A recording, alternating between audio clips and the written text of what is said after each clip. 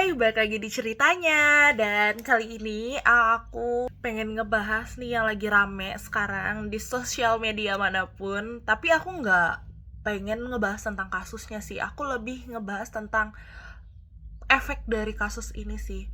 Jadi lagi rame nih tentang Kim So Hyun dan Kim Seron kalau kalian ngikutin. Dan itu udah berseliweran di mana-mana foto-fotonya dan kasusnya kayak gimana sekarang, dan ada pengakuan-pengakuan yang tiba-tiba muncul dari kiri dan kanan, semuanya banyak banget kan. Tapi aku tuh lebih pengen ngebahas sih tentang di bagian mental healthness-nya, karena aku tuh ada beberapa kali ngeliat komen kayak orang-orang tuh bilang, kok kenapa sih nggak dari awal si Kim Seron dan keluarga-keluarganya ini ngomongin kebenaran dari kasus yang ada ini, kenapa harus menunggu Kim Seron meninggal dulu, kok nggak diinfokan dari awal tentang si Kim So Hyun ini tuh melakukan sebuah kesalahan yang cukup lumayan fatal. Dan bukan hanya Kim So Hyun aja, tapi agensinya juga melakukan sebuah kesalahan yang besar ke Kim Seronnya, sampai akhirnya Kim Seronnya ini juga menderita kan, dia harus part time, aku ada lihat tuh dia part time dan lain-lain. Tapi yang aku mau highlight, kalau misalnya Kim Seron dari awal udah ngaku, udah bilang nih, dia aja kan ada sempat posting foto dia sama Kim So Hyun kan, tapi orang-orang malah ngehina dia dan malah ngejudge dia kayak nyari pamor nih, apalah segala pansos lah lili. Dari situ aja mungkin si Kim Seron udah mikir kan, ya aku kalau misalnya ngasih tahu semuanya, bukannya aku malah didukung, malah aku yang dibully. Dan aku ngerasa pembulian tuh bukan hanya soal kita mukul dan lain-lain, tapi dari ketikan aja tuh udah parah banget. Aku ngerasa sih jahat banget loh orang-orang di dalam ketikannya mereka. Kadang tuh orang-orang tuh hanya melihat visual kejadian, tapi mereka nggak pernah mau cari tahu bener nggak sih, betul nggak sih. Mereka tuh hanya langsung ngelihat dan langsung ngetik. Dan itu aku bener-bener, semoga ya semuanya jangan kayak gitu. Semoga semuanya tuh harus memikirkan sebelum kalian mengetik sesuatu, karena akhirnya lihat kayak gini, orangnya udah nggak ada, tapi tiba-tiba banyak yang mendukung dia. Bisa jadi yang bilang mau mendukung ini, yang nge-hate si Kim So Hyun sekarang tuh adalah orang yang ngebully si Kim Seron ini dulu, yang ngetik jahat, yang ngetik mungkin merendahkan dia sampai akhirnya dia depresi dan lain-lain.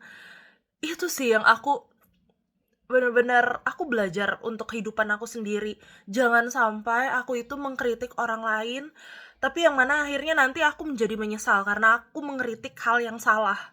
Makanya, dan apa yang kita ucapkan, apa yang kita tulis itu harus kita pikirkan secara matang. Jangan sampai kita merugikan orang lain sih, itu yang aku pikirkan juga. Karena nyawa itu apa ya? Kasihan sih. Dia yang harusnya punya masa depan yang lebih panjang, lebih banyak, tapi dia harus menghadapi hal itu. Belum lagi aku ada baca dia itu produk keluarga yang tidak harmonis, sehingga akhirnya dia tuh tidak mempunyai sebuah panutan bagaimana keluarga yang baik, bagaimana cara untuk hidup yang baik. Akhirnya dia bergantung sama orang yang dia anggap menyayangi dia dan mengasihi dia, padahal enggak juga, malah orang ini yang membawa dia ke jurang yang lebih dalam. Dan makanya juga sih aku ngerasa kayak beruntung banget sih kita yang di Indonesia, kita itu punya agama yang kuat, walaupun ya mungkin masih ada permasalahan lah, tapi kita tuh masih ada apa-apa tuh kita masih bisa memikirkan, oh kalau misalnya kita ngelakuin ini kira-kira dosa apa enggak, kira-kira baik apa enggak. Jadi walaupun kita di tengah banyak himpitan dan permasalahan, kita tuh masih punya Tuhan. Kita tuh masih ingat kalau misalnya ada masalah apa-apa, kita mau berserahnya ke siapa. Tapi berbeda nih dengan negara lain yang mungkin mereka punya agama, tapi ternyata mereka tuh nggak kenal sama agama mereka sendiri, nggak kenal sama Tuhan mereka sendiri. Jadi akhirnya memilih jalan pintas. Dan Ya, marilah kita bijak ya dalam mengkritik sesuatu. Kalaupun orang itu nyebelin, senyebelin apapun, tapi kita harus nyari tahu dulu nih, kira-kira layak nggak orang ini kita kritik.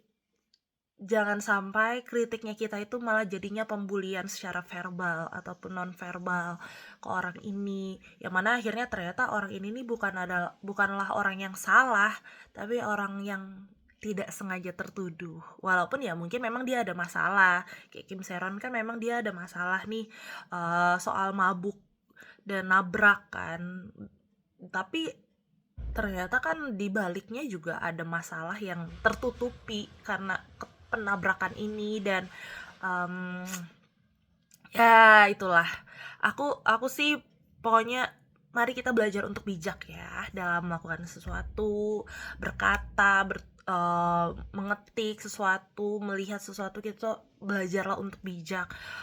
Mungkin menurut kalian mengomentari hal sesuatu tuh adalah hal yang wajar, mengkritik hal sesuatu adalah wajar, tapi ada beberapa orang yang mungkin tidak bisa menerima kritik itu, dan mungkin sebenarnya dia juga nggak salah, tapi karena dia tidak bisa menerima dan dia juga tidak bisa mengolah setiap kritik yang ada, akhirnya dia merasa aku tertuduh, aku dijauhi, aku disalahin, dan akhirnya dia depresi dan dia tidak bisa mengatasi depresi itu, dan akhirnya dia melakukan hal-hal yang mana akhirnya juga itu ada kesalahan dari kitanya juga. Itu sih yang aku pengen sampaikan hari ini. Dan aku juga bukan manusia sempurna guys, aku juga ada kalanya aku juga bisa ngikut untuk komen-komen gitu, tapi aku berusaha untuk komen secara kritis, bukan komen yang langsung nge-hate, layaknya nge-hate kehidupannya dia, nge-hate apalah, kayak yang pokoknya menjatuhkan orang itu. Enggak, aku lebih pengen kayak kritik atau komen itu yang benar-benar kira-kira itu tuh hal-hal yang masih logis, yang bisa memberikan dampak juga, biar orang ini mikir, oh ternyata aku punya kesalahan di sini, oh ternyata aku masih kurang di sini, jadi aku bisa belajar nih, kira-kira aku harus memperbaiki hal ini, kayak gitu sih. Sekian, terima kasih semuanya yang sudah nonton, bye bye.